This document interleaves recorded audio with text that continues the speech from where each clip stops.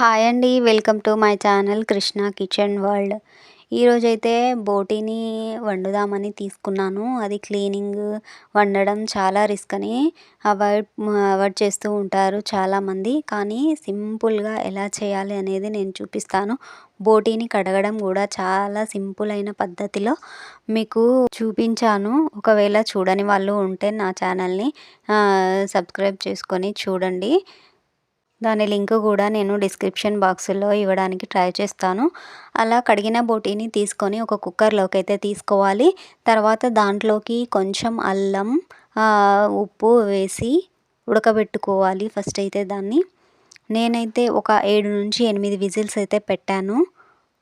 తర్వాత ఆ బ్రేక్లో మనం ఆనియన్స్, పచ్చిమిర్చి అయితే కట్ చేసుకొని పెట్టుకోవాలి. ఆ ఆనియన్స్ కూడా చాలా చిన్నగా కట్ చేసుకుంటే మంచిది.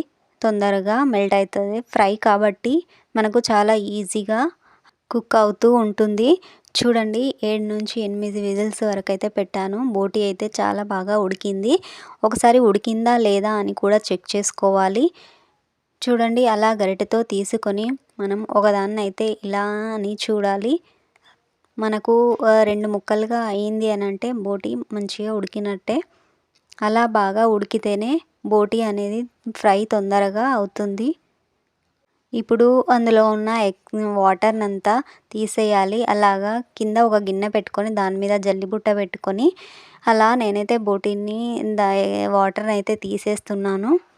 ఆ మిగతా వాటర్ కూడా మనం పడేయాల్సిన అవసరం లేదు. బోటి కూర వండుకునే వాళ్ళు ఆ వాటర్ని బోటి కూరలో పోసుకోవచ్చు. ఇది ఫ్రై కాబట్టి నేనైతే వాటర్ని అవాయిడ్ చేస్తున్నాను. కూర వండుకునే వాళ్ళైతే ఈ వాటర్ని అయితే యూస్ చేసుకోవచ్చు. ఇప్పటివరకు నా ఛానల్ని సబ్స్క్రైబ్ చేయని వాళ్ళు ఉంటే సబ్స్క్రైబ్ చేసుకోండి ఫ్రెండ్స్. తర్వాత ఇప్పుడు ఒక ప్యాన్ తీసుకొని దాంట్లో కొంచెం సరిపడినంత ఆయిల్ అయితే పోసుకోవాలి. 2-3 స్పూన్ల దాకా అయితే పోసుకోవాలి. అది వేడయ్యాక కొంచెం బిర్యానీ ఆకు, 2 లవంగాలు, ఒక దాల్చిన చెక్క చిన్నగా ముక్కలు కట్ చేసి వేసుకోవాలి. అలా అయితే బోటీ చాలా బాగా టేస్టీగా ఉంటుంది. తర్వాత మనం కట్ చేసుకున్న ఆనియన్స్, పచ్చిమిర్చి ముక్కలు అయితే వేసుకొని ఒకసారి అయితే కలపెట్టుకోవాలి.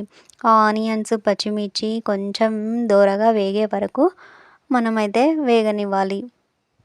అలా వేగిన తర్వాత దాంట్లోకే కొంచెం పసుపు, అల్లంని తీసుకోవాలి.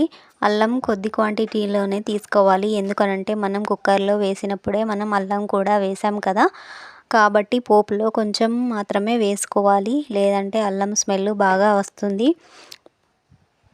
ఈ పోపులోనే మనం కావాల్సినంత కారం తీసుకోవాలి. మీరు ఎంత తింటే ఆ క్వాంటిటీలో తీసుకోవాలి. నేనైతే ఒక 2-3 స్పూన్స్ వరకు అయితే వేసుకున్నాను. దీంట్లోనే కొంచెం ఉప్పు కూడా వేసుకోవాలి. ఉప్పు కూడా కొద్దిగానే వేసుకోవాలి. తర్వాత మనం తీసుకున్న బోటీని వేసుకొని కలుపుకోవాలి. ఆ పోపంతా బోటీకి పట్టే విధంగా మొత్తం ఒకసారి అయితే కలుపుకోవాలి. అలా కలుపుకొని కొంచెం మీడియం ఫ్లేమ్ మీదనైతే ఉడికించుకోవాలి.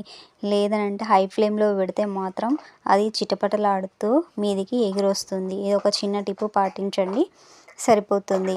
తర్వాత మనం సాల్ట్ని అయితే కొంచెం తీసుకోవాలి. సాల్ట్ను అల్లం మనం బోటీని ఉడికించుకున్నప్పుడు వేసాం కదా, కాబట్టి మనం తక్కువనే తీసుకోవాలి. రుచి చూస్తూ తీసుకోవాలి. అది కూడా చూడండి అలా సన్నని ఫ్లేమ్ మీద ఉడికించుకుంటుంటే బాగుంటుంది. తర్వాత ధనియాల పొడి వేసి కలుపుకోవాలి. ధనియాల పొడి వేస్తే ఫ్రై అనేది చాలా చక్కగా అవుతుంది.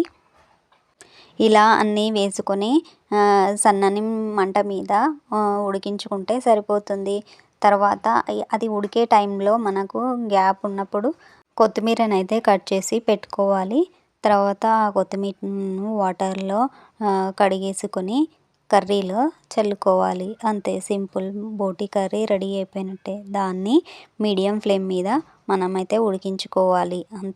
అంతేగాని మనం ఎక్కువ మంట పెట్టి ఉడికించినట్లయితే అది బోటీ అనేది చిల్లి మీద పడుతుంది. కాబట్టి కొంచెం జాగ్రత్తగా ఉండాలి. సన్నని మంట మీద పెట్టుకొని ఉడికించుకుంటేనే చాలా మంచిది. అలా కొత్తిమీరనంతా చల్లేసి కలుపుకుంటే సరిపోతుంది. బోటీ ఫ్రై రెడీ అయిపోయినట్టే. ఇంకా డీప్గా కావాలనుకుంటే డీప్గా చేసుకోవచ్చు. అంతే సింపుల్.